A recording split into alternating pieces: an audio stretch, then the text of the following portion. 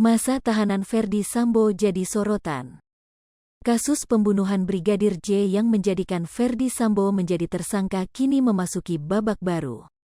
Ferdy Sambo sendiri kini telah menjadi tahanan dan bakal bebas setelah 120 hari jika belum lengkap berkasnya. Ketua IPW Sugeng Teguh Santoso buka suara jika Ferdy Sambo dilepaskan dari masa tahanan setelah 120 hari, dilansir Instagram @rumpi_gosip, Sabtu, tanggal 24 September tahun 2022. Masa penahanan Sambo itu 120 hari, makanya kita harus paham ini ya, 120 hari sejak dia ditahan, kata Sugeng Teguh. Sugeng menyebutkan jika berkas belum juga lengkap selama 120 hari, maka Ferdy Sambo akan bebas dari penahanannya.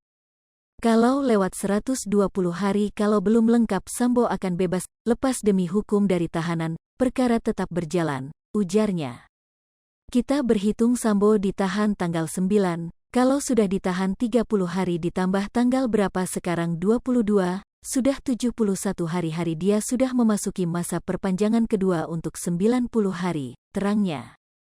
Polisi punya waktu 35 hari lagi sebelum 120 hari berkas P21.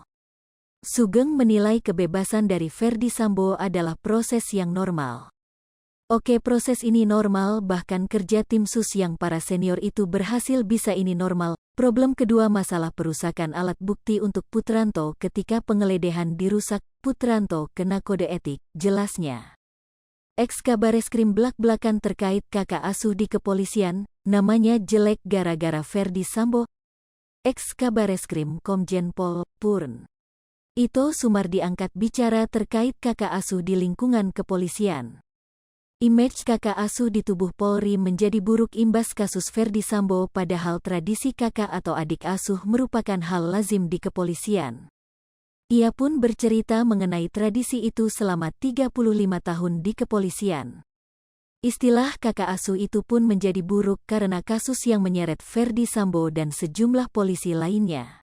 Ito Sumardi mengungkapkan tradisi kepolisian itu bisa menimbulkan sisi buruk serta timbulnya loyalitas. Terkadang tradisi kakak dan adik asuh ini bisa menyisihkan potensi anggota polisi lain yang lebih bagus.